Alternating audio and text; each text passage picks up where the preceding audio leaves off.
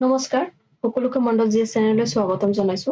আজি আমি এই ভিডিঅ'টোৰ জৰিয়তে মেচপটেমিয়াৰ সভ্যতা, মিশ্ৰৰ সভ্যতা, ৰোমৰ সভ্যতা আৰু স্পাৰ্টাৰ সভ্যতাৰ বিষয়ে আলোচনা কৰিম। গতিকে আহক ভিডিঅ'টো আৰম্ভ কৰোঁ। প্ৰথমতে আমি আলোচনা কৰিম মেচপটেমিয়াৰ সভ্যতাৰ বিষয়ে। আমি আগৰ ভিডিঅ'ত আলোচনা কৰিছিলো যে সিন্ধু নদীৰ আশে-পাশে কিছুমান সভ্যতা গঢ়ি উঠিছিল, যাক আমি সিন্ধু উপত্যকাৰ সভ্যতা বুলি কৈছিলো। ঠিক সেইদৰে ইৰাকত টিগ্ৰিছ আৰু ইউফ্ৰেটাছ নামৰ নদীৰ দুখনৰ আশে-পাশে কিছুমান সভ্যতা গঢ়ি উঠিছিল, যাক মেচপটেমিয়াৰ সভ্যতা বুলি কোৱা হয়। এই মেচপটেমিয়াৰ বিকাশ হৈছিল 10,000 বছৰ আগত। এই মেচপটেমিয়াৰ সভ্যতা বিশ্বৰ প্ৰথম সভ্যতা আছিল। বিশ্বত যি প্ৰাচীন সময়ত সভ্যতা গঢ়ি উঠিছিল, তাৰে ভিতৰত আটাইতকৈ পুৰণি সভ্যতা আছিল মেচপটেমিয়াৰ সভ্যতা। আৰু বিশ্বৰ ভিতৰত প্ৰথমটো নগৰীয়া সভ্যতা বুলি ক'লে আমি সিন্ধু সভ্যতাক কওঁ। ইয়াৰ মেচপটেমিয়াৰ সভ্যতাৰ মাটি উৰ্বৰ আছিল আৰু সেয়ে ইয়াৰ অৰ্থব্যৱস্থাৰ মূল আধাৰ হ'ল কৃষি।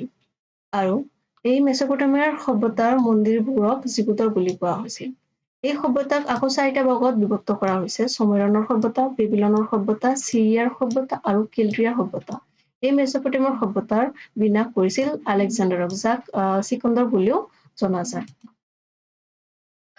আপোনালোকে মেপত চাব পাৰিব, এইটো হ'ল ইৰাক।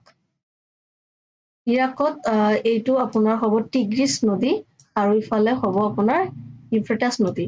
ইয়াৰ আশে-পাশে আপোনাৰ চিৰিয়া হৈ আৰু ইৰাক হৈ চিৰিয়াৰ সভ্যতা, আৰু ইফালে চুমেৰিয়ানৰ সভ্যতা, আৰু ইফালে হ'ব আপোনাৰ বেবিলনৰ সভ্যতা, আৰু ইয়াত হ'ব কেলট্ৰিয়াৰ সভ্যতা।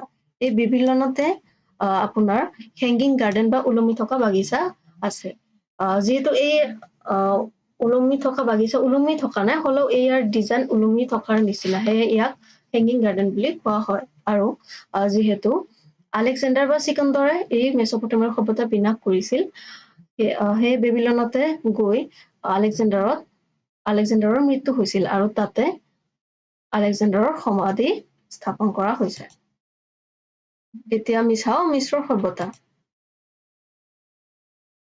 মিশ্ৰৰ সভ্যতা ইজিপ্তৰ ৰেগিস্তানৰ নীল নদীৰ পাৰত গঢ়ি উঠিছিল।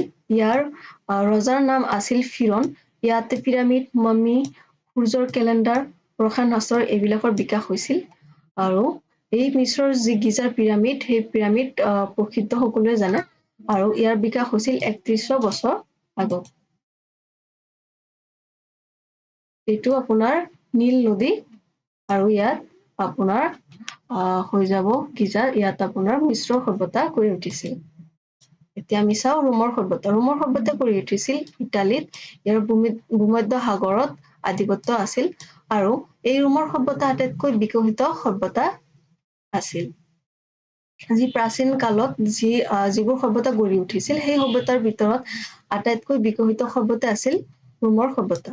ইয়াৰ ৰজা আছিল জুলিয়াছ চিজাৰ আৰু আগষ্টছ। এই দুজন ৰজাৰ নামতে জুলাই আৰু আগষ্ট নামৰ মাহৰ নাম দিয়া হৈছে।